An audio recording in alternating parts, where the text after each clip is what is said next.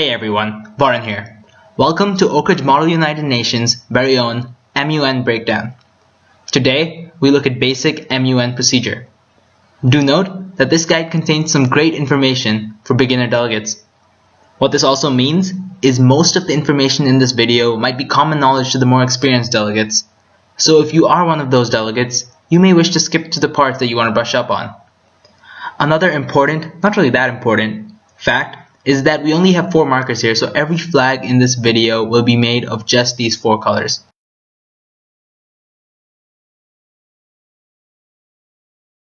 Well, now that that's out the way, let's jump right in. We start off with the simple question: what is an MUN? Well, in its simplest form, it is a simulation of the workings of the United Nations. And I'm sure you all know what the United Nations is, or at least have a decent idea of its workings.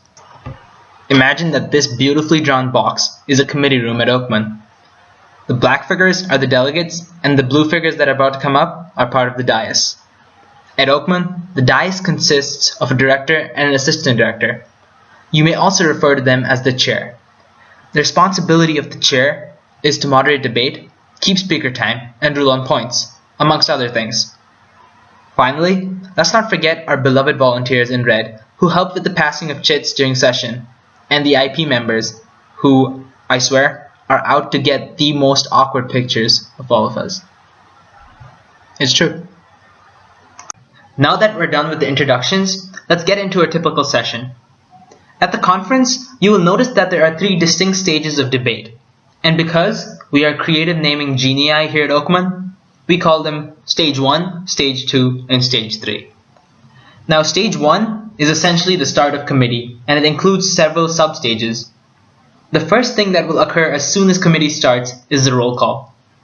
During roll call, you may say either present or present in voting.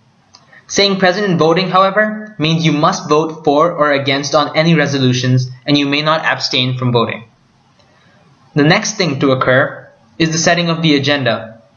Note that this only occurs in committees with more than one agenda. When you set the agenda, you decide the order in which the topics will be discussed. The last part in Stage 1 is opening the general speakers list and deciding individual speaker time. This marks the beginning of formal debate. Once the speakers list is open, delegates may add their country name to the list by sending in a chit to the dais.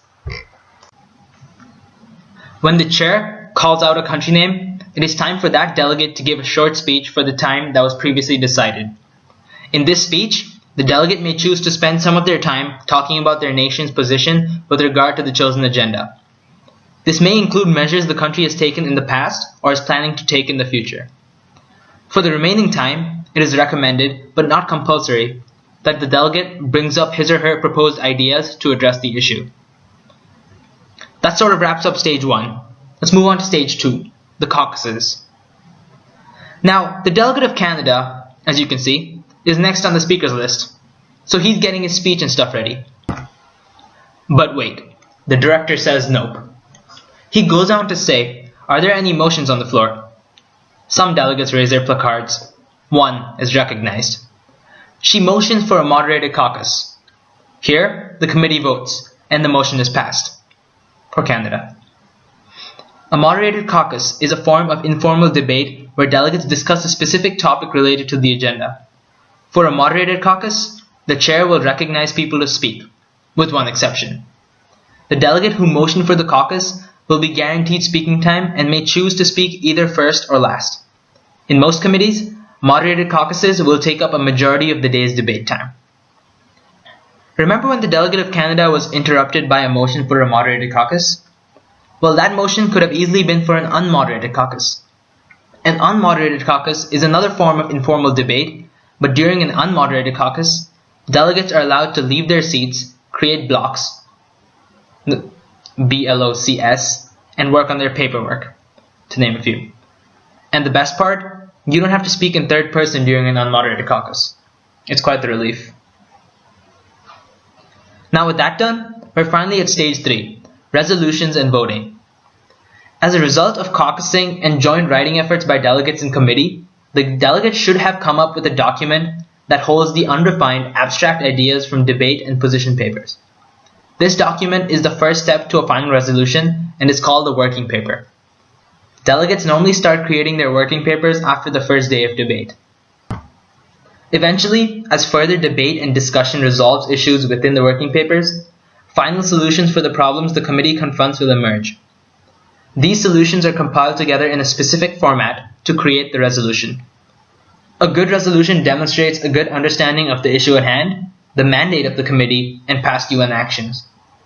It is also as concise as it needs to be, and at the very least answers the questions posed to the committee in the background guide. Once the director approves of a draft resolution and it is introduced to committee, delegates can choose to make amendments. Some popular amendments are to change the wording of a clause, introduce a new clause, or completely strike off a clause. After resolution has been amended and debate on the resolution has been closed, the committee moves into voting. Remember, once debate has been closed, there is no turning back. During voting procedure, no delegate is allowed to enter or leave the room.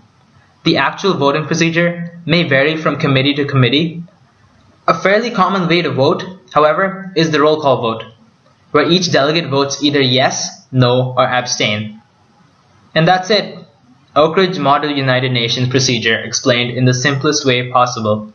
Remember, if you have any questions, you can always feel free to talk to your EB members during or outside of committee. Thank you for your time. My name is Varun, and it's been a pleasure. Later.